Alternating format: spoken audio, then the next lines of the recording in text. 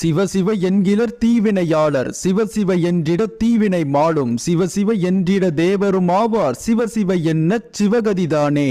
முப்பிறவியில் பாவம் செய்தவர்கள் இப்பிறவியில் பாவம் செய்து வருபவர்கள். இந்த இருவரும் அவர்கள் நாவால் சிவசிவ என்று ஜெபிக்க மாட்டார்கள், ஜெபிக்கவும் முடியாது.